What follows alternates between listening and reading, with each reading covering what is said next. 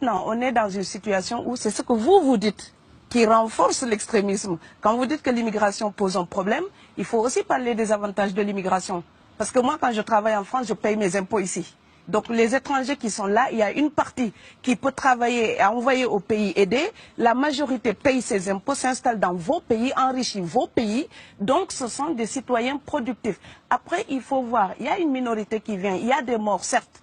Mais je voulais souligner une chose. Le discours que vous avez, il est encore légitime tant que l'Afrique restera muette. Et moi, aujourd'hui, je voulais m'indigner pour le silence de l'Union africaine. Les gens là qui meurent sur les plages, et je mesure mes mots, si c'était des Blancs, la terre entière serait en train de trembler. Ce sont des Noirs et des Arabes. Alors eux, quand ils meurent, ça coûte moins cher. Ici, j'étais venu en 2008 et j'avais dit, l'Union européenne, avec ses flottes de guerre, avec son économie, je vous dis une chose, si on voulait attaquer nos pays ici en Occident, il y aurait des moyens de se défendre. Donc si on voulait sauver les gens dans l'Atlantique, dans la Méditerranée, on le ferait. Parce que les moyens qu'on a mis pour Frontex, on aurait pu les utiliser pour sauver les gens. Mais on attend qu'ils meurent d'abord. C'est à croire que le laisser mourir est même un outil dissuasif. Et je vais vous dire une chose, ça ne dissuade personne. Parce que quelqu'un qui part et qui envisage l'éventualité d'un échec, celui-là peut trouver le péril absurde et donc l'éviter. Mais celui qui part pour la survie, qui considère que la vie qu'il a à perdre ne vaut rien, eh bien celui-là, sa force est inouïe, parce qu'il n'a pas peur de la mort. C'est exactement pourquoi il faut fermer des frontières complètement. Il faut sauver l'Afrique et sauver l'Europe. Vous ne pourrez pas rester comme vous ne resterez pas comme des poissons rouges dans la forteresse européenne. La crise actuelle nous a démontré ça. Au jour d'aujourd'hui, l'Europe ne sera plus jamais épargnée tant qu'il y aura des conflits ailleurs dans le monde. L'Europe ne sera plus jamais opulente tant qu'il y aura des carences ailleurs dans le monde. On est dans une société de la mondialisation où un Indien gagne sa vie à Dakar, un Dakarois gagne sa vie à New York, un Gabonais gagne sa vie à Paris. Que ça vous plaise ou non, c'est irréversible. Alors trouvons une solution collective ou bien déménager d'Europe parce que j'ai l'intention de rester. Quand quelqu'un part, c'est comme quelqu'un qui est élu, choisi, peut-être le plus débrouillard. Et il y a tout un clan ou toute une famille qui pose son espoir sur cette personne-là. Monsieur, là, je vous vois bien habillé, bien nourri. Si vous étiez affamé chez vous, peut-être que votre famille serait ravie d'imaginer que vous pourriez aller gagner de quoi faire vivre les autres. Donc c'est aussi une solidarité qui est en œuvre. On laisse partir quelqu'un, on compte sur lui. Vous allez me laisser terminer. Et Schengen, entre guillemets Schengen, ça me permet d'être invité aux Pays-Bas, monsieur, donner des conférences dans vos universités. Quand ils trouvent que mon cerveau est convenable, là, ils l'utilisent. Par contre, ils sont embêtés à l'idée d'avoir mon frère, qui n'est pas aussi diplômé que moi et qui pourrait avoir peut-être envie de travailler dans le bâtiment. Donc, vos pays deviennent schizophrènes.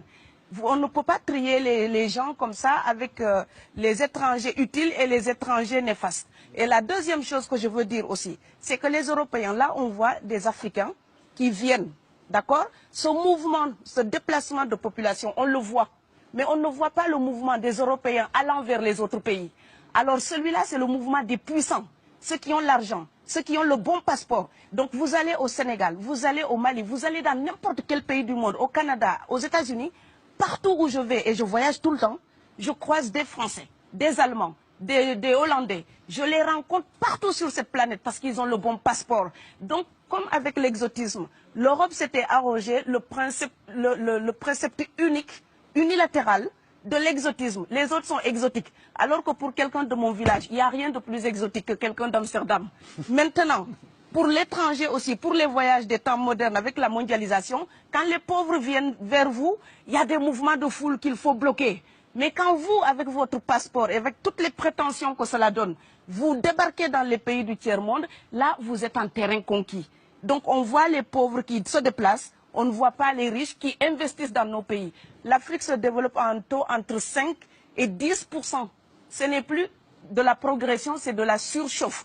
Sauf que quand des pays du tiers-monde se développent et qu'ils n'ont pas les moyens pour gérer tout ça, il faut une ingénierie, il faut une formation, il faut des populations pour installer une démocratie. Là, cette surchauffe-là, vous avez besoin qu'on reste dominé pour servir de débouché à l'industrie européenne. Alors il faut arrêter l'hypocrisie. On sera riches ensemble ou on va se noyer tous ensemble. Et je pense que l'Afrique et l'Europe, par exemple, sont là comme des enfants qui se regardent à travers un miroir déformant. Il serait enfin temps qu'ils se respectent, qu'elles se respectent suffisamment pour que l'Europe arrête de nous envoyer ses déchets industriels pour construire avec nous de véritables industries, pour que l'Europe participe à ce développement et que l'Afrique, 60 ans après les indépendances, arrête de dire c'est la faute des autres. Au bout d'un moment, indépendance, c'est responsabilité. Si nous sommes vraiment indépendants en Afrique, nous sommes aussi responsables de notre destin. Et ça ne se fera pas sans les Européens et l'Europe ne s'en sortira pas sans l'Afrique parce que sinon nous serons un boulet que vous traînerez. Donc ce monde-là est lié et je pense que l'entente, je rêve d'une entente, d'une fraternité. Oui, je sais, ça fait bisounours. Mais il me faut garder cette utopie-là pour garder le courage d'écrire toutes les nuits. Parce que j'ai fait le vent de l'Atlantique il y a bientôt 12 ans. Aujourd'hui, à l'époque, quand je parlais de dizaines de morts dans l'Atlantique, on me disait « tu exagères ». Maintenant qu'on les ramasse par milliers, je suis absolument triste de devoir réaliser tout simplement qu'en tant qu'auteur, je ne fais que répondre à l'injonction de Schiller. La dignité de l'homme est remise entre vos mains, gardez-la.